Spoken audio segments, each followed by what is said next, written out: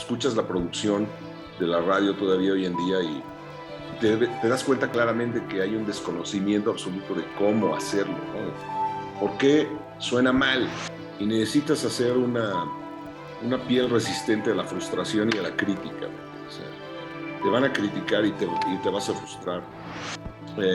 Cometí el error de dejarlo en la noche en el club donde fue la fiesta. Y lo copiaron.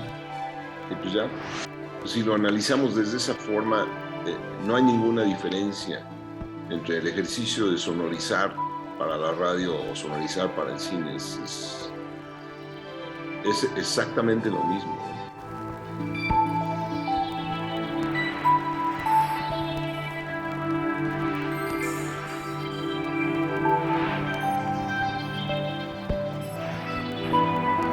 ¿Qué tal, amigos? Nuevamente muchas gracias por estar conectados con nosotros a través de esta vía. La Academia Mexicana de la Radio nuevamente con una entrevista a una personalidad de este medio.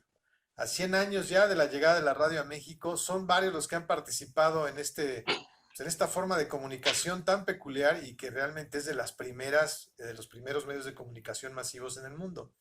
Pero en el caso de México hay un momento muy importante porque pues, se dio la radio juvenil, se dieron varias estaciones que realmente formaron parte de un antes y un después, tanto en contenidos como en la forma de hacer radio y romper estos paradigmas que existían antes.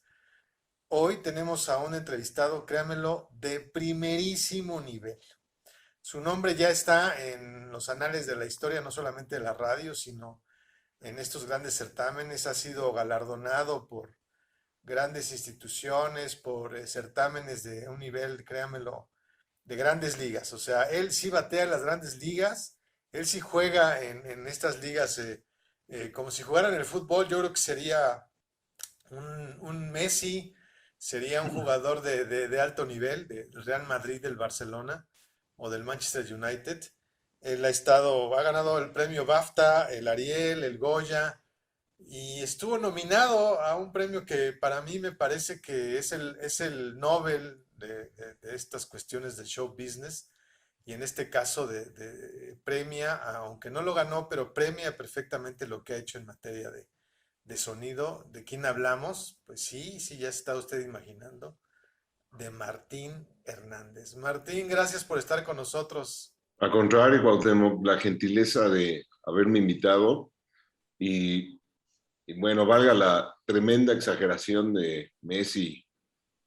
Sí, sálvase a la distancia, no hay manera de compararse. No, ¿cómo no? Pues imagínate que tu nombre se diga en un certamen a nivel mundial, que se ve, no sé cuántos países ha de ver ese certamen del Oscar. Yo creo que ya estás compitiendo. Bueno, a lo mejor no, ok, no te voy a no te quieres poner junto a Messi, pero sí le das pase de gol, o por lo menos ahí estás, estás en la estrategia, o platicas con él en la banca, ¿no? Realmente, pues es un privilegio tenerte en la línea. Y como ya Gracias. escuchaste, y como ya todo el mundo sabe, pues son 100 años de la radio en México.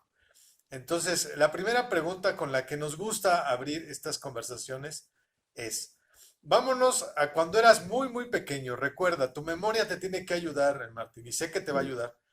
¿Qué programas de radio o qué estaciones escuchabas cuando eras muy, pero muy pequeño? Creo que hay una combinación de música y cine primero, ¿no? Es decir, mis primeras memorias tienen que ver más con discos que teníamos en casa, con películas que veía, um, y después eventualmente la música me llevó obviamente a lo que hago ahora, ¿no? Y no es algo que decidiera hacer, lo vas descubriendo en el camino y todos tenemos, yo creo que esa facilidad natural hacia una cuestión específica, pero no todos tenemos la suerte de haberlo descubierto a tiempo, de haberlo fomentado y de haber convertido eso en nuestra vida, ¿no?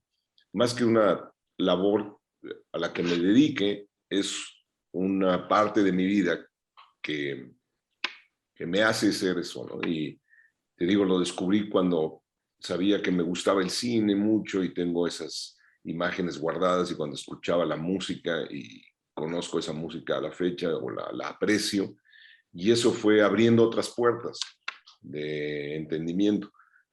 Cuando era niño, también pues, en esa época había estaciones de radio que tenían que ver conmigo a lo largo de distintas épocas, ¿no? Cuando era muy niño, probablemente no tengo tan fresca la memoria de la radio, pero sí recuerdo, por ejemplo, en secundaria haber escuchado la hora nacional, ¿no? Me gustaba, disfrutaba mucho ver el viaje onírico que creo que tenía la hora nacional por la circunstancia, por la hora, por la magia que tiene el sonido del AM, o por lo menos eso es lo que yo recuerdo, ¿no? Recuerdo que un día tuve un examen sobre Carlos Borneo y curiosamente hubo un programa especial sobre él y como yo me quedé dormido oyéndolo, me lo sabía perfecto al día siguiente, ¿no? Además que había estudiado, pero fue muy rara la coincidencia, ¿no? De que hubo un programa de eso en la hora nacional. De eso me acuerdo muy bien, de haber estado en secundaria, yo creo. Y luego, más adelante, también en secundaria, oíamos Radio Hits, que estaba en 97.7, ¿no? Porque lo ponían en el camión de la escuela. Me acuerdo que regresábamos de la escuela. Yo estaba en el Cristóbal Colón ahí de Lomas Verdes y nos regresamos y la música de esa estación de radio la tengo grabada en esos viajes saliendo de la escuela. Y obviamente, como me gustaba la música, me gustaba grabar cassettes, ¿no? Tenía unos cassettes que tengo todavía guardados, que grababa en mi primera grabadora, ¿no? Y la cuidaba mucho y me gustaba mucho el sonido de esa grabadora, una grabadora monaural así chiquita. Y ahí grabé mis cassettes por el gusto de la música, ¿no? Después, esta afición, este cariño, este amor que le tenías a lo que ya nos has dicho, a la música, a lo sonoro, estudiaste comunicación en la Ibero. Mm. Y el estar ya conectado medianamente o estar cerca ya de este paso al ámbito profesional, ¿qué te dejaba la escuela? O sea, ¿qué esperabas de la escuela? ¿Te cumplió tus necesidades o tú buscabas más ya desde ese momento?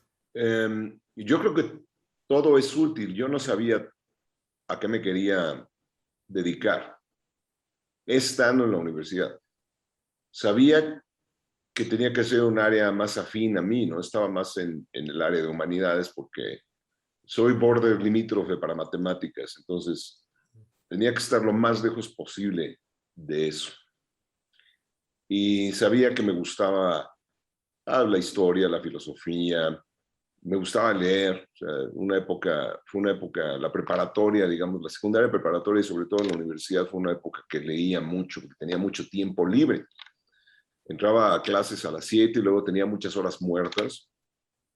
Como estaba muy lejos de casa, en aquel entonces la Ibero estaba en Avenida Cerro de las Torres, por Churubusco, pues tenía muchas horas libres, no tenía que hacer, y me metí a la biblioteca de la Ibero, que es un lugar muy bonito, era un lugar como muy apacible, te aislabas. Se había caído la Ibero en el temblor, entonces cuando yo entré a la Ibero ya no había una universidad, el único edificio que se mantenía era el administrativo y la biblioteca. Todos los edificios habían caído y nuestros salones les llamaban gallineros, ¿no? Porque eran de metal, de lámina. Entonces me gustaba mucho encerrarme ahí a leer lo que me latía, ¿no? No necesariamente tenía que leer lo que me dejaban leer, sino leía otras cosas que a mí me gustaba leer porque lo bonito de eso es que tú leas lo que te gusta, ¿no? Lo que te llame la atención. Y el olor de las bibliotecas es muy bonito, pero los libros tienen un olor increíble, sobre todo los libros nuevos, ¿no? Y los viejos también tienen. Todo esto es como entrar a una catedral, ¿me entiendes? Yo sentía que estaba entrando como a un. Y, y con la misma, tú recordarás seguramente que había muy pocas oportunidades de ver cine internacional que no fuera la muestra en Churubusco, y ahora nos quedaba muy cerca la Cineteca. Entonces, sí, hubo algunas clases que nos estuvimos volando para ver alguna película en la Cineteca, ¿no? Pero te digo, no estaba yo consciente de que iba a dedicarme a nada o algo. Me gustaba la publicidad, pero no me gustaba la publicidad, y me gustaba, no sé, me gustaba el cine, pero no pensé que fuera a trabajar en cine, nada más me gustaba. Y una vez estando en la universidad, en una clase que compartía con un buen amigo, vimos una película increíble, una nueva película de Nagisa Oshima, que había hecho El Imperio de los Sentidos. Y entonces hizo esta película que se llama Furio, o Merry Christmas, Mr. Lawrence, que es una coproducción británica-japonesa. Y me voló la cabeza esa película porque, bueno, pues de entrada salía David Bowie. Y la música la había hecho Ryuichi Sakamoto, y además actuaba Ryuichi Sakamoto.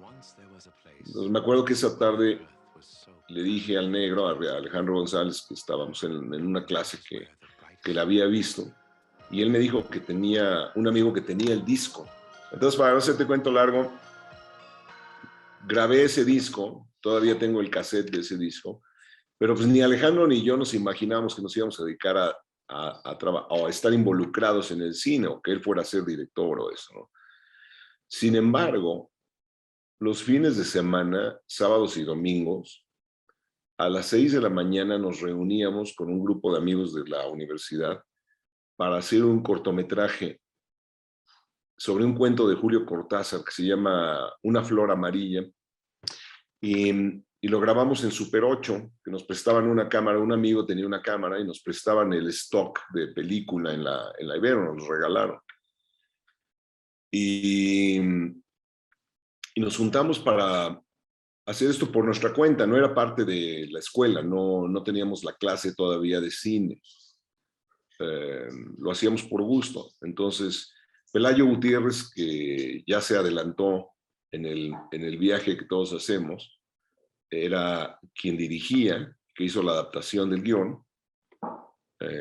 Pablo, ahorita no recuerdo, Herrera, creo que su apellido, era el fotógrafo, junto con Rafael Contreras, y Alejandro estaba haciendo la música, y yo estaba haciendo el sonido, pero lo estaba haciendo con mis herramientas, que era una cámara prestada y una grabadora de cassette.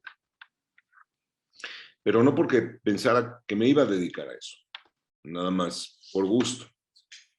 Todos los fines de semana, todos los sábados y domingos íbamos, filmábamos, hacíamos, lo tomamos muy en serio.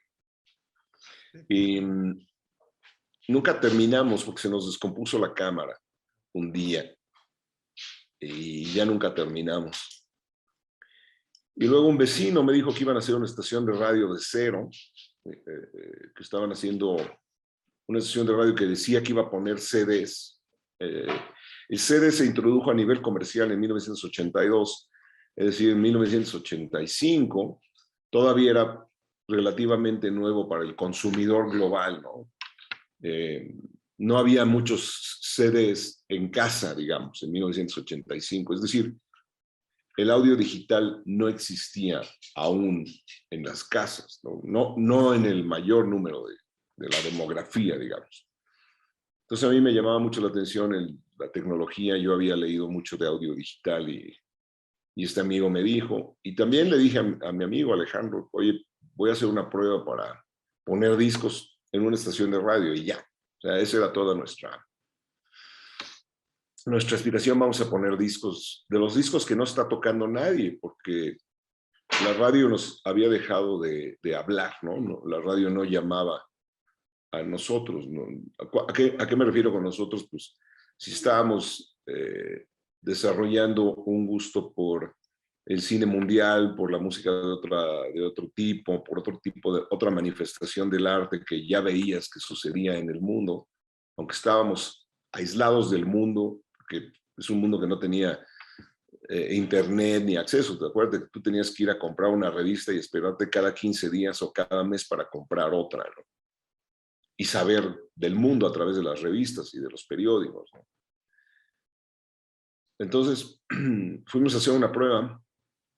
Alejandro era más tartamudo, muy tartamudo, y lo aceptaron, hizo su prueba, digamos. Todavía estaba la estación de radio en el World Trade Center, porque esto fue antes del temblor del 85.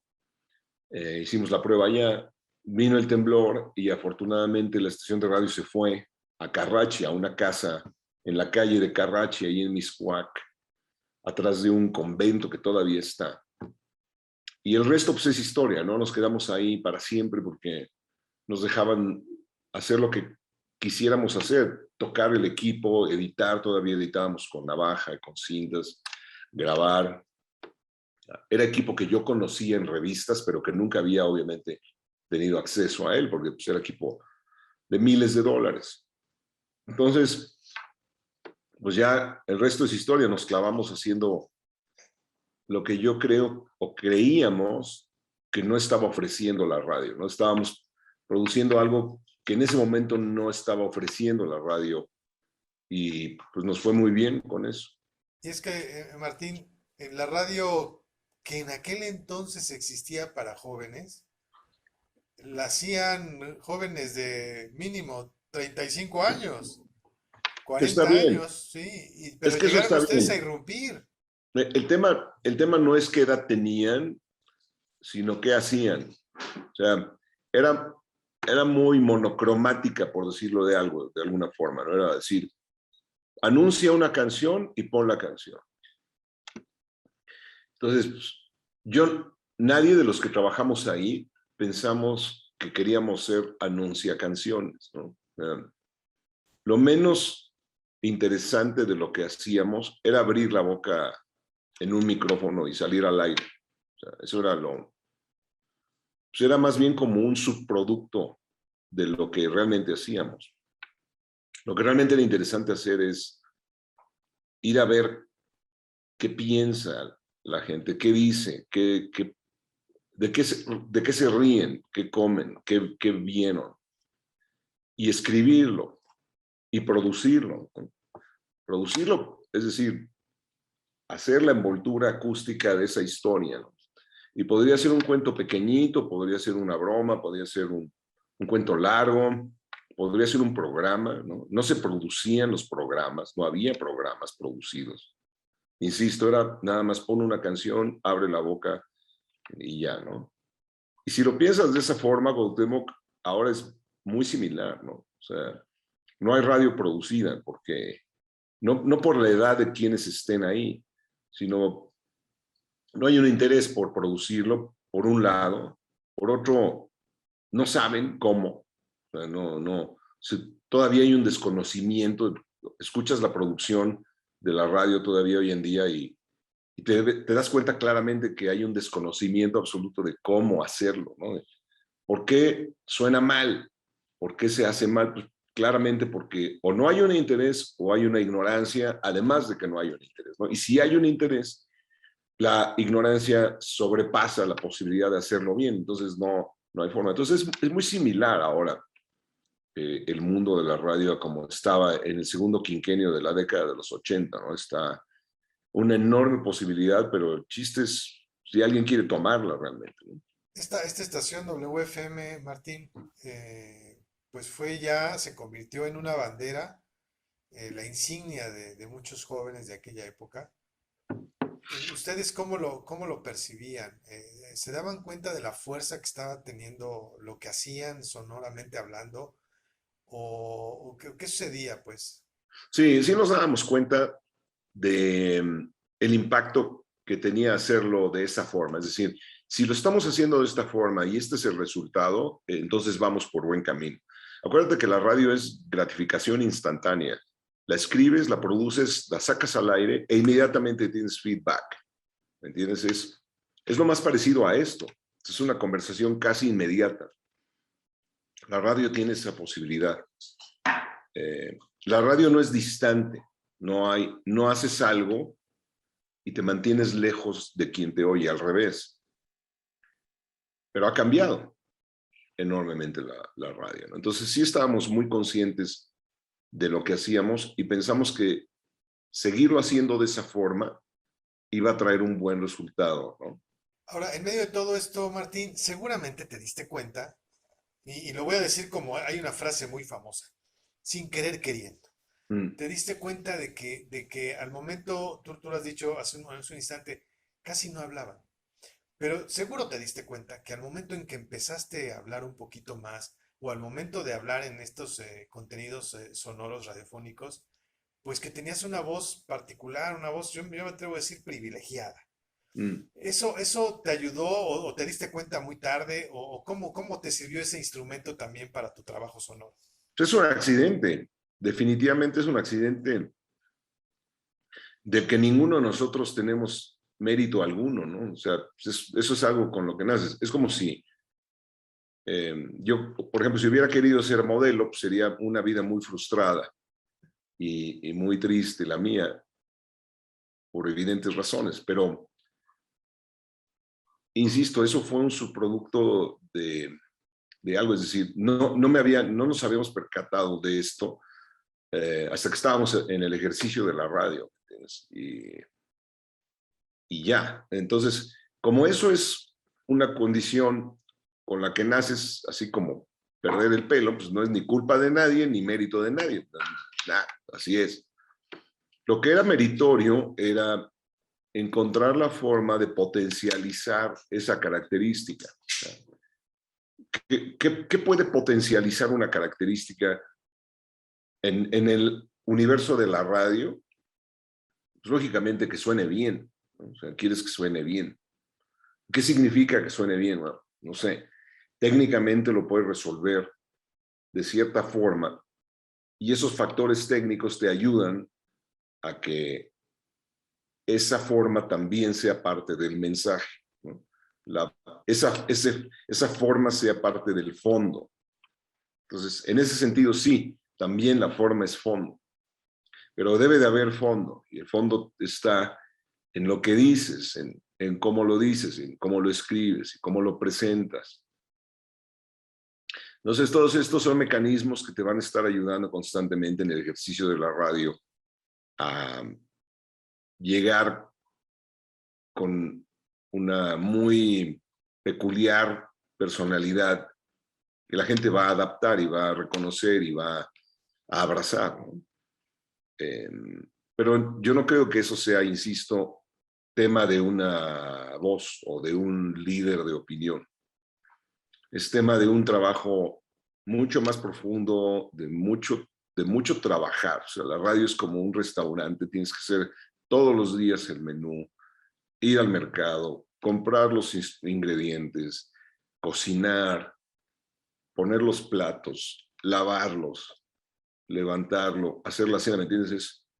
Es muy demandante. O sea, como yo veo que debe de hacerse el ejercicio en la radio, es un trabajo 24 horas, 48 horas, 72 horas. O sea, todo el tiempo estás trabajando.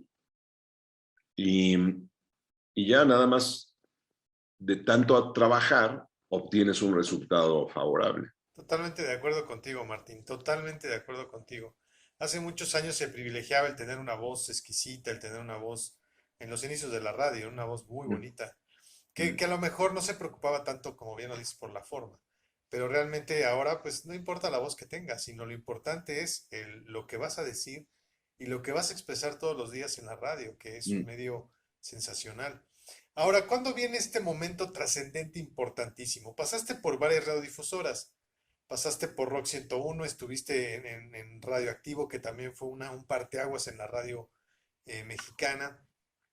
Y vamos ya hasta la otra parte. ¿Cuándo se da este rompimiento, si se puede llamar? No, que no rompimiento, no. ¿Cuándo se da este cambio? ¿Cuándo empezaste a sonorizar, a ponerle música a las películas? ¿Cuándo fue ese momento? Yo creo que empecé en la radio. O sea, para mí, vestir los programas y las ideas era eso. En realidad, si lo analizamos desde esa forma, no hay ninguna diferencia entre el ejercicio de sonorizar para la radio o sonorizar para el cine. Es exactamente lo mismo, ¿no? Tú tienes una idea y la conviertes en un guión y ese guión se va a convertir en un evento sonoro. Si ese evento sonoro está acompañado de una imagen, se llama cine. Si ese evento sonoro solo es un evento sonoro, se llama radio. Entonces, esa es la única diferencia que hay entre uno y otro. Ahora, a ti cuando te dan el guión de una película, me imagino que ya estás empezando a cranear los sonidos. Mm. ¿Te sales del guión o es obligado salirse del guión? O de repente hay un sonido que dices, no, este sonido no va, o esta parte no va, mejor vamos a poner esto. Empieza ahí el estrella floja, ¿no, Martín? Hay una combinación de factores, yo creo que es un poco lo que comentas todo, pero es muy importante que siempre tengas una conversación con el director eh, para saber hacia dónde quiere ir, ¿no? ¿Cuál es su idea? Y esa conversación debe de mantenerse durante todo el proceso.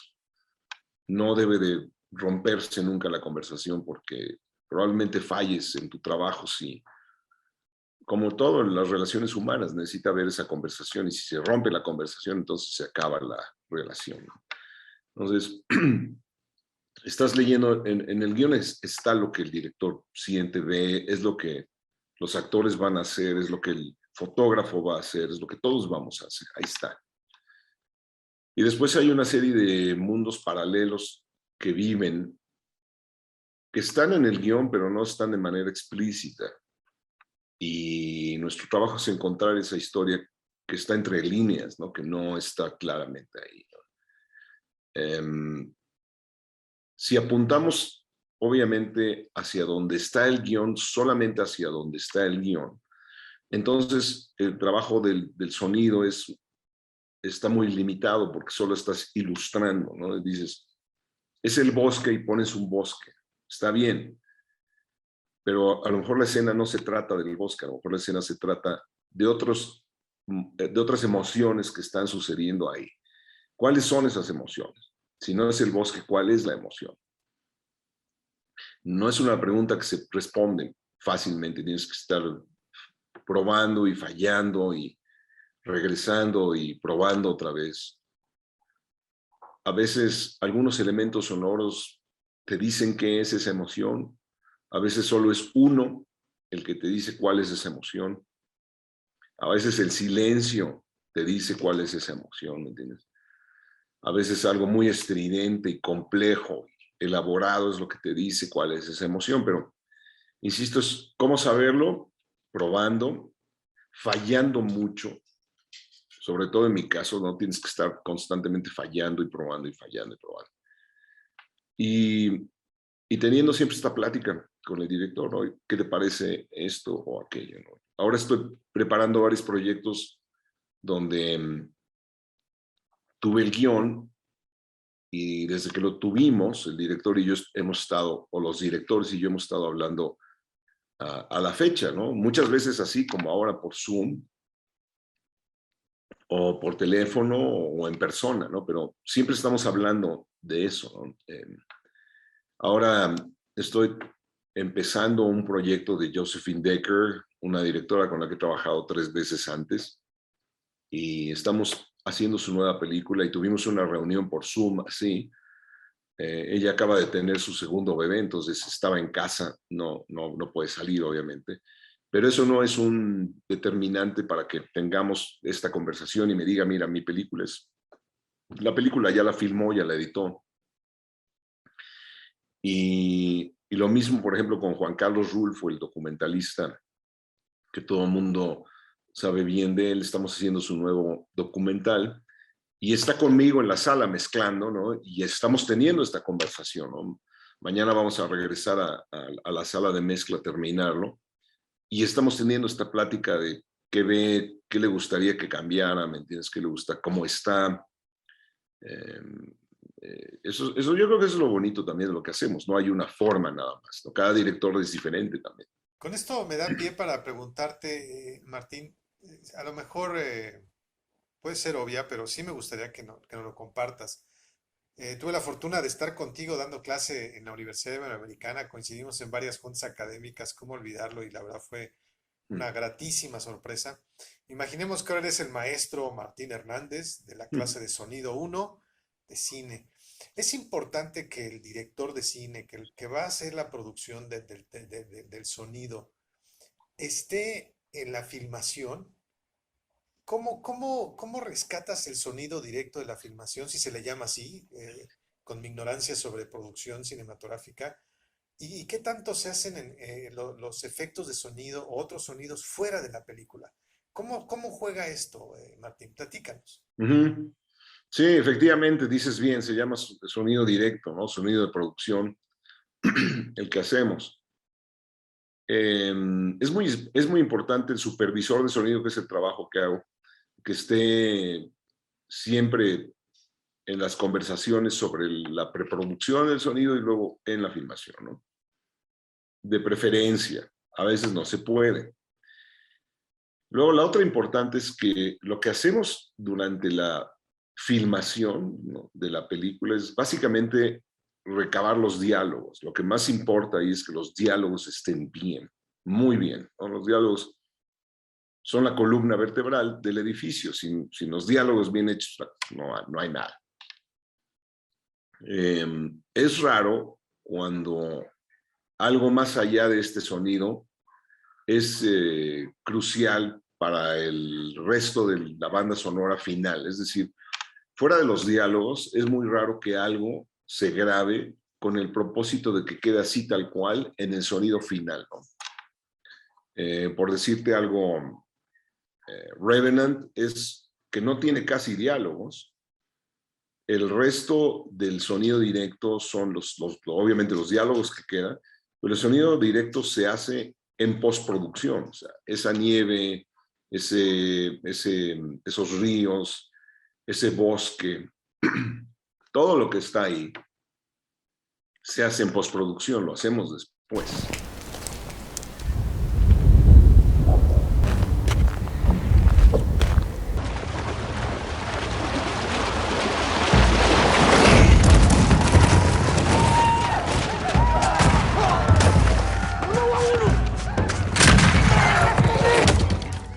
No se tiene que grabar ahí, porque además la dimensión cinematográfica del cine es una y el sonido directo no tiene ese tamaño. Necesitas agrandarlo, necesitas poner otros elementos para que terminen teniendo esa proporción como la imagen lo tiene. Entonces, es una combinación de factores.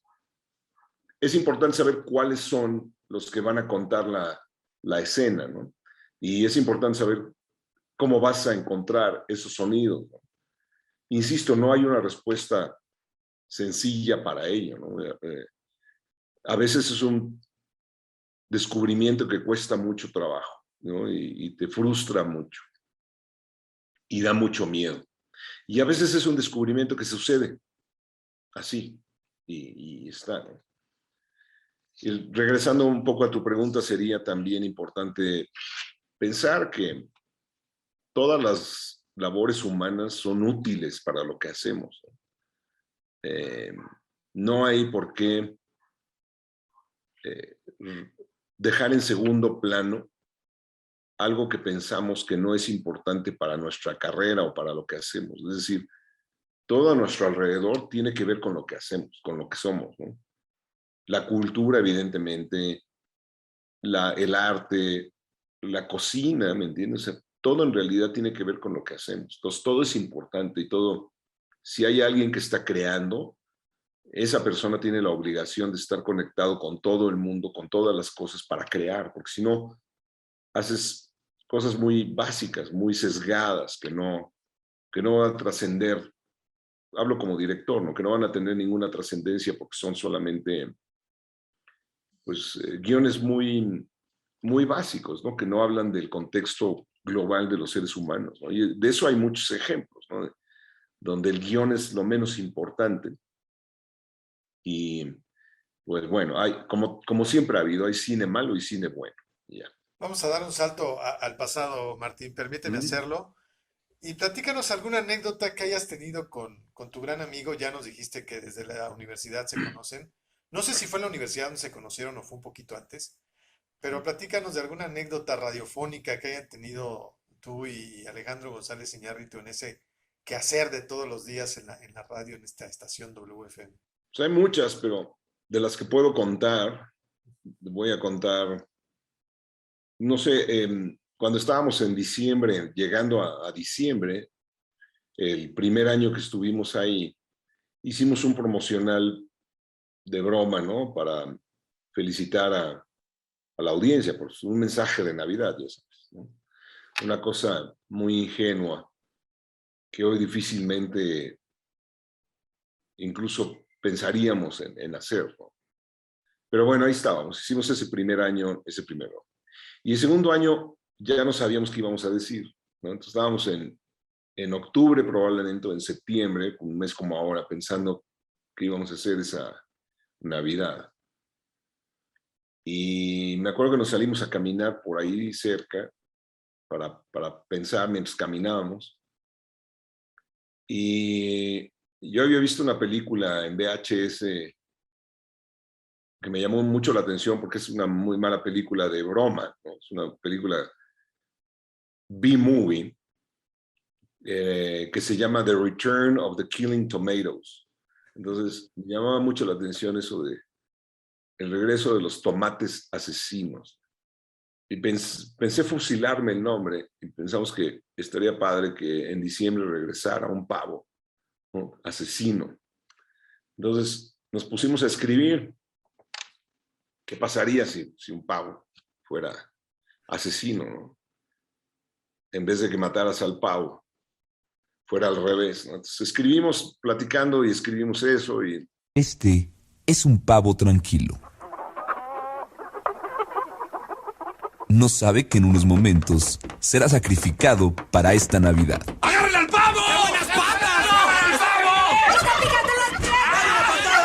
al pavo! improvisábamos las escenas, ¿no? Llegábamos con Martín Delgado, con Charo, y le decíamos, mira, la escena más o menos es de esto, pero vamos a improvisar a ver qué pasa, ¿no?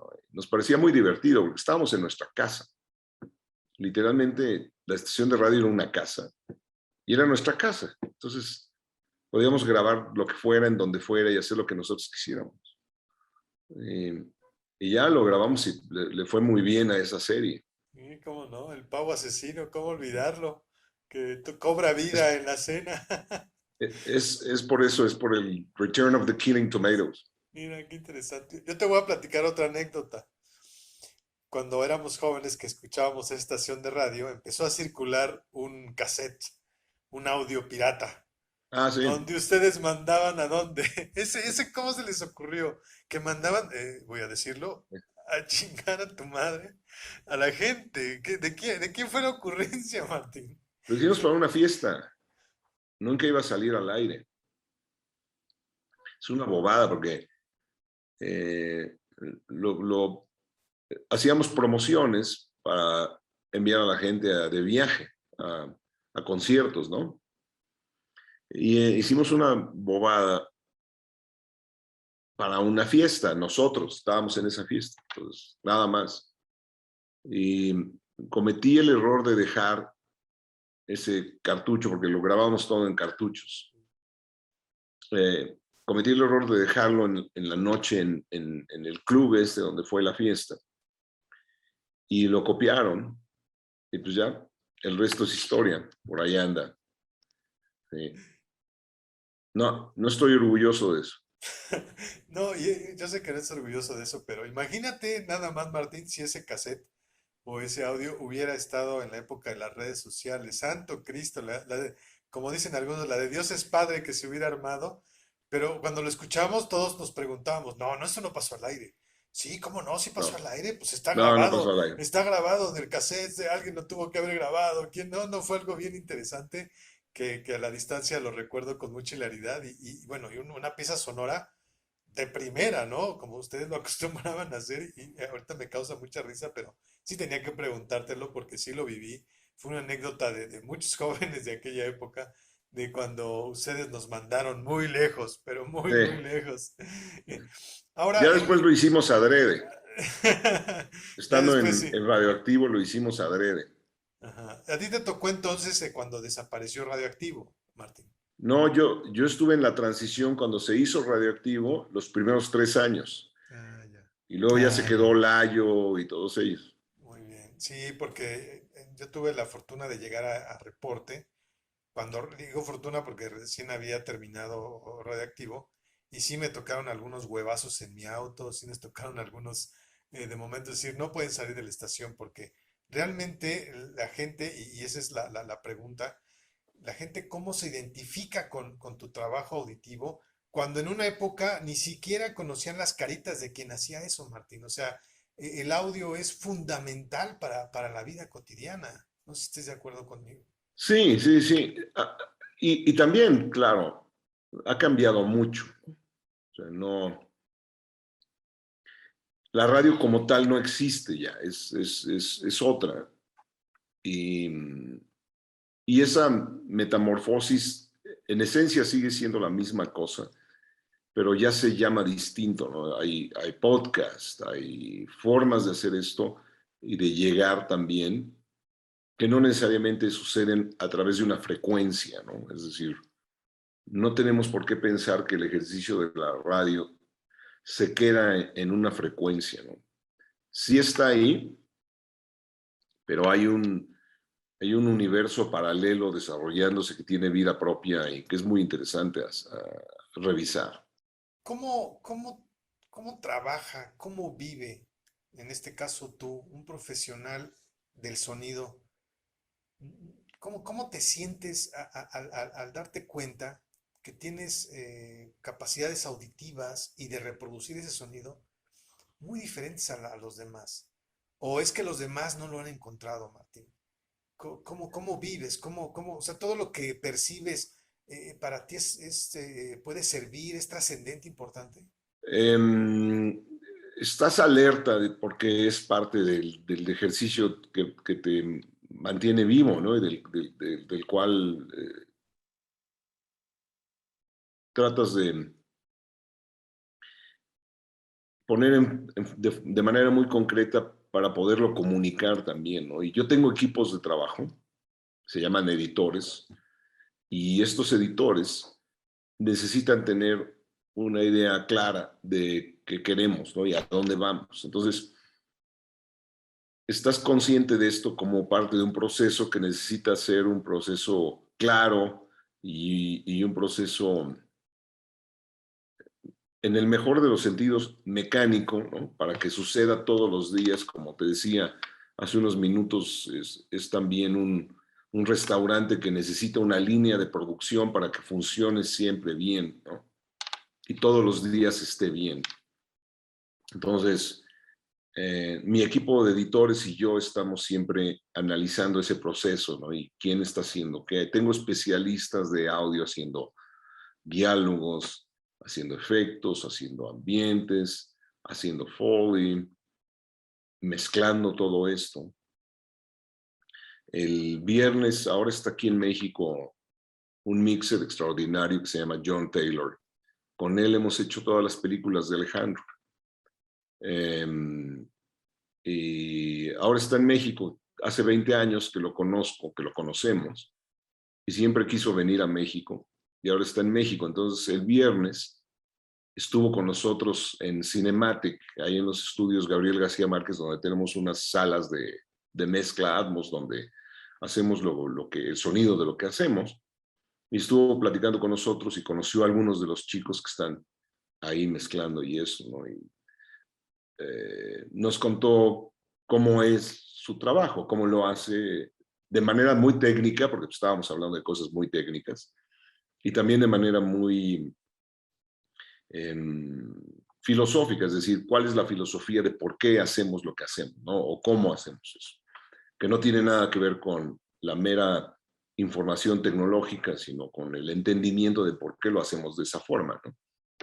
Entonces fue muy interesante, pero este cuento te lo estoy diciendo porque un mixer como él, ¿no? Necesita evidentemente ser también un intérprete de todas las labores editoriales de lo que hemos venido haciendo, ¿no?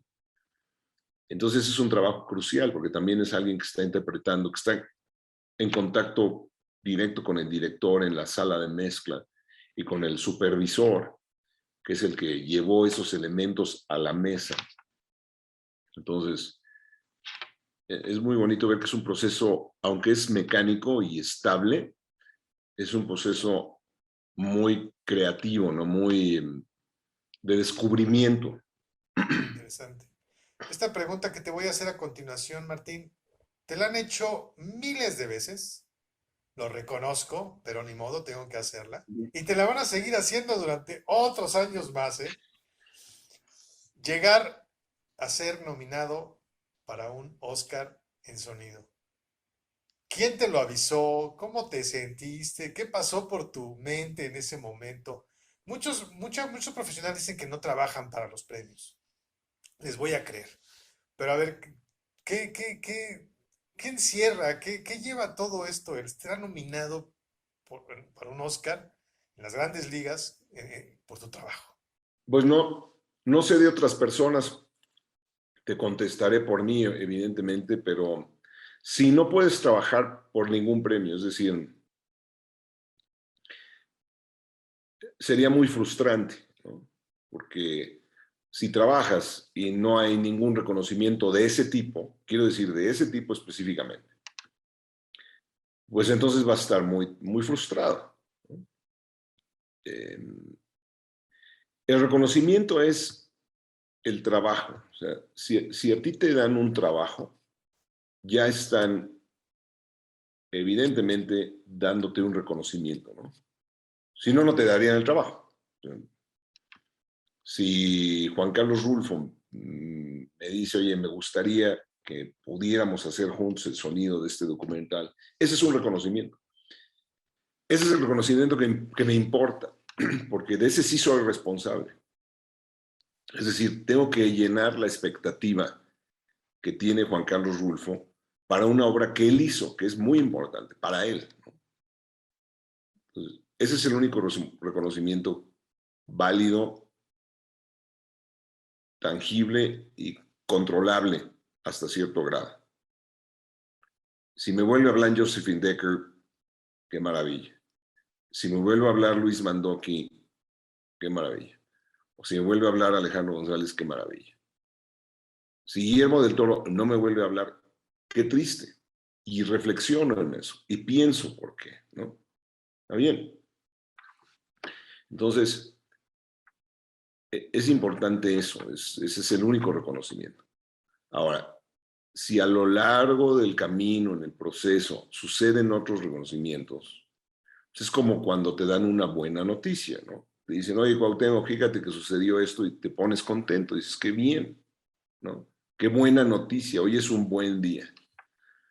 Amaneció nublado, pero me acaban de decir que, no sé, y estás contento porque te dieron una buena noticia. Y normalmente una buena noticia la quieres compartir con tus amigos, con tu familia, ¿no? Con la gente, les dices, oigan, ¿qué creen? Me acaban de decir que, ¿no? Yo las buenas noticias que cuento a veces son esas, oigan, conseguimos la película de fulano, sutano, y nos hablaron para hacer tal serie. Es una buena noticia. Y entonces hay que tomarlo como eso. Ya, entonces es una buena noticia, ahí está, qué padre, ¿no? Yo estaba muy contento, por ejemplo, ahora que estábamos viendo esta última edición del Oscar y le dan el premio a colegas con los que he trabajado, ¿no? Y les dan el Oscar a Jaime Baxt, a Nico Becker, con el que voy a trabajar ahora en una película. Y conozco a Nicolas hace muchos años, justamente cuando estábamos haciendo Hellboy.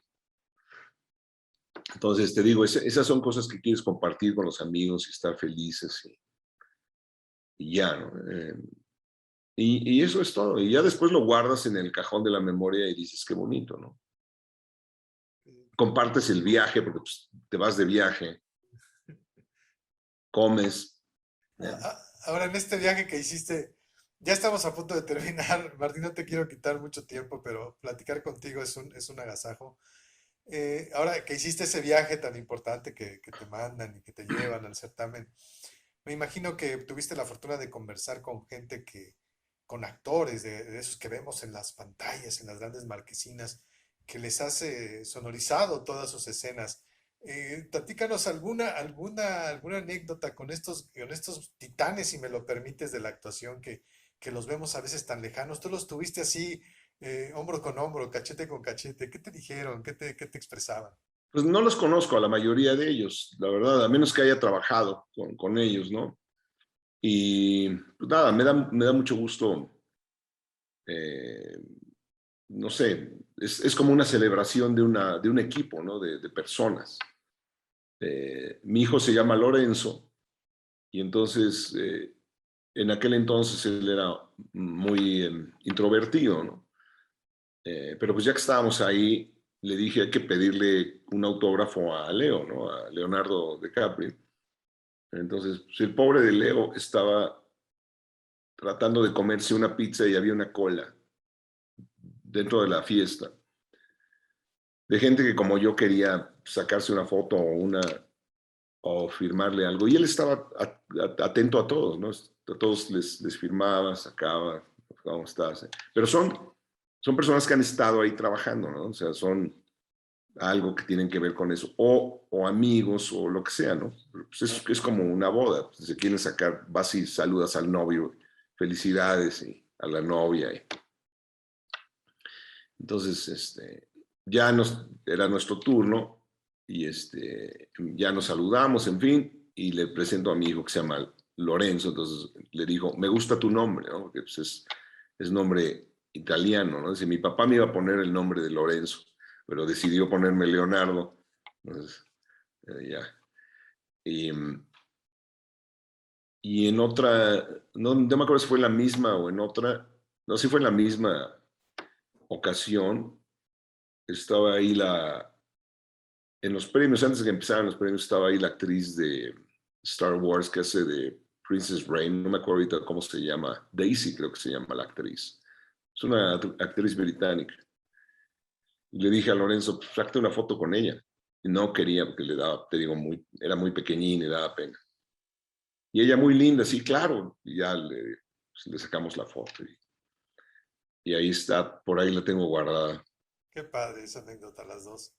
Ya para finalizar, Martín, ¿qué le dirías a los jóvenes que ahora están también con todo esto que les ha tocado vivir, con toda esta tecnología, con todas estas nuevas formas de hacer la vida, quizá muy diferentes a la nuestra, yo creo que sí? ¿Qué les dirías si tienen un sueño? ¿Qué les dirías si quieren emprender algo, si quieren hacer algo? Y sobre todo si quieren hacer algo como tú lo has hecho, ¿qué les dirías? Es muy difícil contestar con justicia algo así, porque cada cabeza es un mundo diferente y las personas lo van a descubrir en sí mismos, pero lo que a mí me ha sucedido es que tienes que trabajar, o sea, tienes que estar trabajando constantemente. O sea, y necesitas hacer una piel resistente a la frustración y a la crítica, ¿me entiendes? O sea, te van a criticar y te vas a frustrar. Criticar es decir, van a poner en tela de juicio tu trabajo, que eso es algo sano, así tiene que ser. Te tienen que decir cuando el trabajo está todavía a medias, cuando está bien, cuando está mejor de lo que esperaban o cuando está mal. Entonces necesitas aprender a escuchar eso y a no sentirte afectado por ello, sino a agradecer que hay una crítica. Entonces, hay que trabajar mucho, hay que frustrarse mucho y las cosas no se hacen, o sea, hay que hacerlas, hay que, como en gerundio, haciendo, estropeando, grabando, ¿me entiendes? Tiene que ser en el proceso de hacerlo, porque si te quedas siempre pensando, va a llegar mi momento y algún día lo haré, cuando tenga tal o cual cosa, pues igual nunca llega. Entonces, es ahorita, es esto y hay que hacerlo de esta forma, ¿no? Un amigo director con el que he trabajado, que se llama Joe Swanberg, es uno de los mejores ejemplos del cine independiente en Estados Unidos. Y Joe ha hecho cine desde que era súper jovencito, con lo que tenía. Hoy, la verdad, podemos hacer cine con esto y ya. Entonces, si yo hubiera tenido a los 15 años esto, estaría haciendo cine y editándolo y poniéndolo. Mi hija que anda por ahí, ella no lo sabe, pero está haciendo cine, está editando cosas, está dibujando cosas. Cuando lo hace, lo está haciendo. Y eso es algo que sucede obviamente porque naces con ello, pero también es algo que lo estás haciendo todos los días, todos los días, todos los días, todos los días, todos los días. Entonces, si le late hacer eso, va a tener que escoger entre hacer eso o cantar o lo que sea. Entonces, si me preguntas cuál sería la sugerencia, es primero descubre qué es lo que traes, que siempre has hecho, si es algo que lo has hecho porque así eras. Y ya que lo descubres, síguelo haciendo. Y hay que nutrirse con todo lo que hay alrededor, ¿no? Hay que nutrirse con los libros, con las películas, o sea, el arte, la vida, o sea, todos estos nutrientes te van a dar mayor solidez a tu trabajo, sí, a lo que ya sabes hacer, ¿no? Porque sin las otras cosas la mesa se cae, o sea, la mesa necesita tener 4 patas. Una de esas patas es, evidentemente, tu labor, lo que te gusta hacer, pero las otras 3 a lo mejor no tienen nada que ver con eso, ¿no? Tienen que ver más con tu entorno social, tu entendimiento de la humanidad, tu conocimiento, tu cultura, pero necesitas todo esto, si no la mesa se cae. Ahora sí, ya la última. ¿Con qué te quedas de esta plática? Pues me gusta mucho siempre, yo creo que tener la oportunidad de conversar algo para que haya alguna repercusión útil, ¿no? De tanta verborrea, por un lado. Y me gusta también pensar que algo de lo que estás haciendo tiene un eco también